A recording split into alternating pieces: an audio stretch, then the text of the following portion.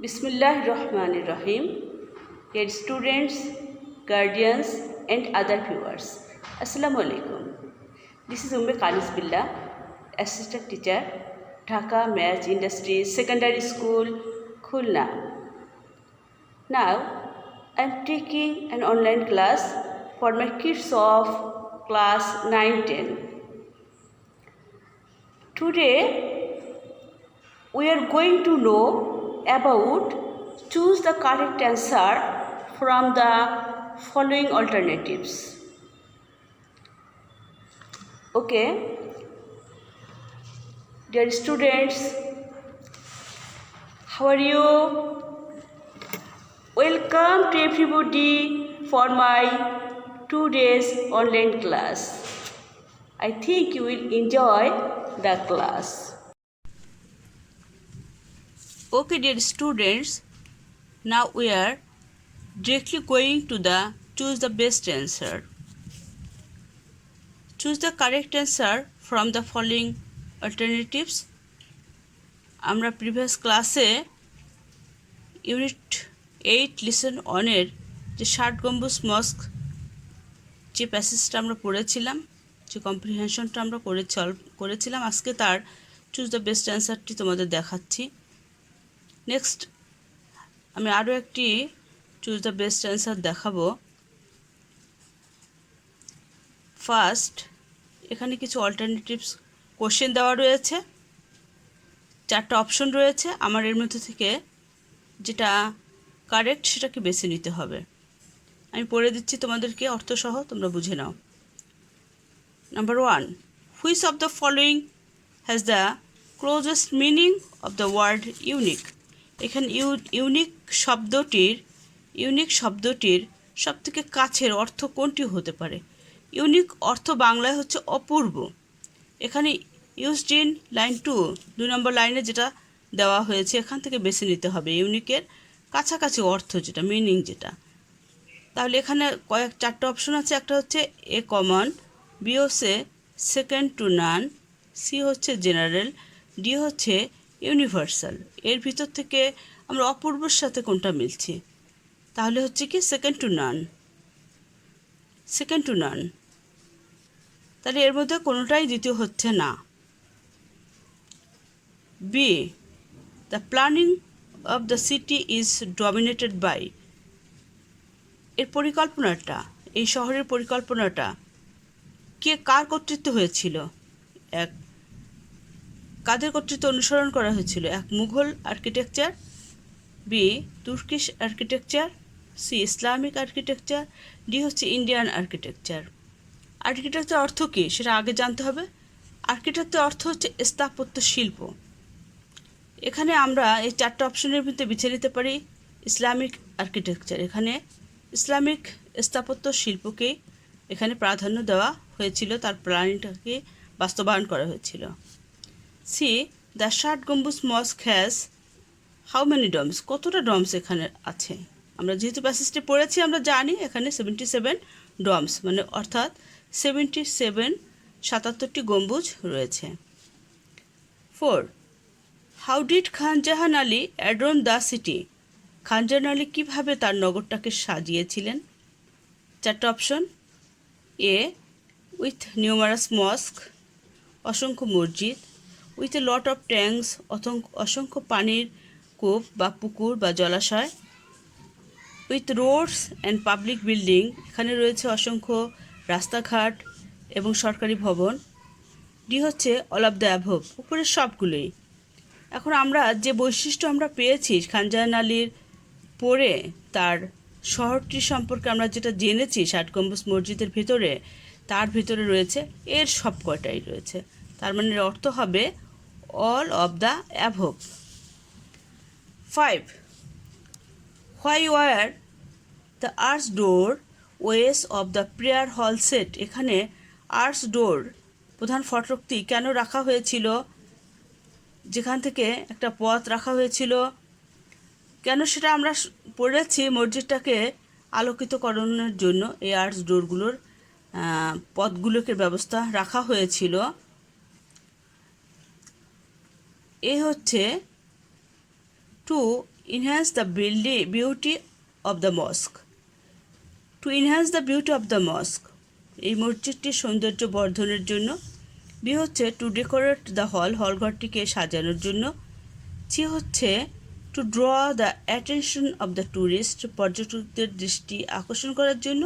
D হচ্ছে two ইরেট the hall. এখন আমরা যেটা জানবো সেটা হচ্ছে 5 নম্বরে টু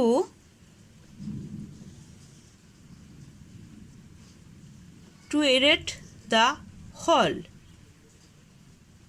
এই পদটাকে আর্য রাখা হয়েছিল কি, এই হল ঘরটিকে, প্রেয়ার হলটিকে সেট করা হয়েছিল এখানে two ইরেট the hall.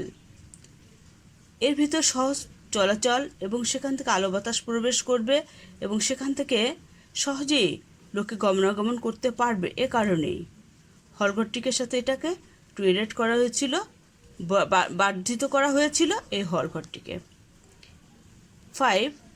What could be the closest meaning of indicate? Indicate অর্থ আমরা বুঝি সাধারণত কোনো কিছু নির্দেশ করা। এই ইন্ডিকেটের কাছাকাছি শব্দ কোনটা হতে পারে? এ হতে পারে কনসিল, বি হতে পারে মিসলিড, সি হতে পারে হাইড, ডি হতে পারে ডোনেট। তো আমরা ইন্ডিকেট করা এখানে হচ্ছে কোনো কিছু এটাকে ডোনেট করা, তো অ্যান্সার হবে donate. 7. What does the word inter in the text refer to? Inter মানে কোনো কিছুর সামগ্রিক কথাকে বোঝা হয়, ইন্টার বলা হয়। ইন্টার মানে সমগ্রটা।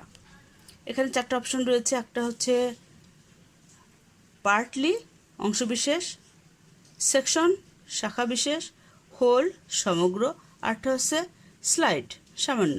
এখন আমরা এই যে ইন্টায়ারের অর্থ, সমগ্র অর্থ হোলকেই বোঝানো হয়ে থাকে। তো ডিয়ার স্টুডেন্টস, এখন আমরা পরবর্তী যে প্যাসেজটি আমরা এর আগে প্রিভিয়াস ক্লাসে করেছিলাম, আমরা সেই প্যাসেজটা সম্পর্কে জানব। এই প্যাসেজটা হলো পাহাড়পুর সম্পর্কে আমরা জেনেছিলাম প্রিভিয়াস সেশনে। তার চুজ দ্য বেস্ট অ্যান্সার আমাদের আলোচনা করার কথা ছিল, আজ সেটা আলোচনা করছি। এখানে যে অল্টারনেটিভগুলো দেওয়া রয়েছে সেটা হলো which of the following has the closest meaning of the word benefactors used in last para? আমাদের যে সর্বশেষ প্যারাটা পড়েছিলাম আমরা, সেই প্যারাটার ভিতরে বেনিফ্যাক্টরস কথাটার উল্লেখ ছিল। এই বেনিফ্যাক্টরস কথাটার আগে আমরা ওয়ার্ড মিনিং জেনে নিই। বেনিফ্যাক্টরস অর্থ হচ্ছে কোনো কিছুর দাতা বা যিনি কোনো কিছু দান করে থাকেন, এটাকে বেনিফ্যাক্টরস বলা হয়। এখানে কয়েকটা অপশন রয়েছে। একটা হচ্ছে ব্যাংকস, একটা হচ্ছে ফেমাস বিজনেসম্যান, একটা হচ্ছে পিপুল উইথ মানি, এবং অন্য আর একটা রয়েছে সেটা হচ্ছে ফাইন্যান্সিয়াল সাপোর্ট। এই 4টা অপশন যে এখানে দেওয়া রয়েছে, আমি তার ভিতর থেকে এর সাথে সামঞ্জস্যপূর্ণ রয়েছে financial supports. Financial supports. Who planned কে পরিকল্পনা করেছিল? কে পরিকল্পনাটা করেছিল? A largest and wide excavation. এই এক্সকেভেশন অর্থটা আমাদেরকে জানতে হবে। এক্সকেভেশন অর্থ হচ্ছে খনন করার পরিকল্পনাটা কে নিয়েছিল? Sir Alexander Cunningham, Lord Mountbatten, আর হচ্ছে নন অফ দ্য অ্যাবভ, উপরে কেউই ছিল না। এখন আমরা এটা পড়ে জেনেছি যে এটার যিনি খনন করেছিলেন তিনি ছিলেন Cunningham. 3. Which of the following statement is true about the Pala kings? এই পাল রাজাদের আমলে, কার আমলে? Which of the following statement, কোন স্টেটমেন্টের সাথে সামঞ্জস্যপূর্ণ? এ হচ্ছে the Paul king were Hindus by religion, তার ধর্মটা কি ছিল? এখানে বলা হয়েছে যে পল রাজাটা করেছিলেন তিনি হিন্দু ধর্মের ছিলেন। পরে দেওয়া রয়েছে the Paul king was Buddhist by religion, এই পাল রাজার ধর্ম ছিল বৌদ্ধ। 3 নম্বর আছে the Pal kings was Muslims by religion, সে মুসলিম ধর্মের অনুসারী ছিলেন। 2 নম্বরে রয়েছে the Pal kings was Christians by religion, সে খ্রিস্টান ধর্মের অনুসারী ছিলেন। কি তিনি অনুসরণ করতেন, কোন ধর্মের অধিকারী তিনি ছিলেন? আমরা খুব ভালো করে জানি যে আমাদের যে রাজা এটা করেছিলেন, পাল রাজা, তিনি ছিলেন, সরি স্টুডেন্টস, বিদ্যুৎ চলে যাওয়ার জন্য আমাদের কার্যক্রম সাময়িকভাবে বন্ধ ছিল। এখানে আমরা 3 পর্যন্ত এসেছিলাম। এখানে হচ্ছে পল রাজা অনুসরণ কি করতেন, ফলোয়িং করতেন কি। এখানে পল কিংস তিনি ছিলেন আর বুদ্ধিস্ট, তিনি বৌদ্ধ ধর্মের অনুসারী ছিলেন। 4 when did sir Alexander visit this area, কখনকার সময় আলেকজান্ডার এই শহরটি পরিদর্শন করেছিলেন? আমরা জানি এটা ইন 1879, 1879 খ্রিস্টাব্দে। 5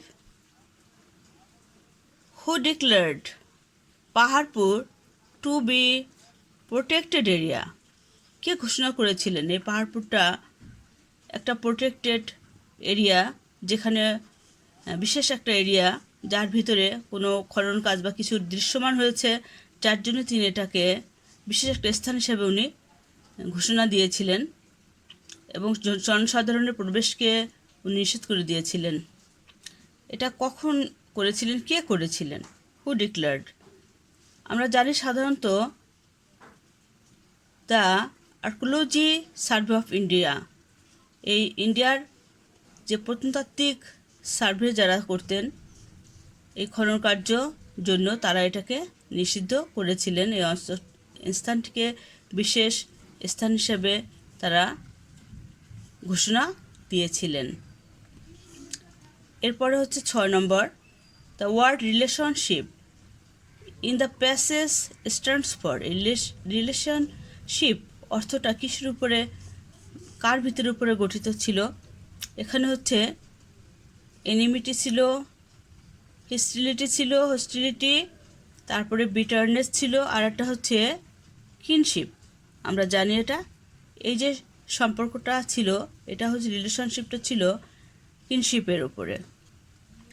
দেন বেনিফ্যাক্টর, এই বেনিফ্যাক্টর মিন্স কি? বেনিফ্যাক্টর সাধারণত হচ্ছে যারা সাধারণত দাতা দিয়ে থাকে।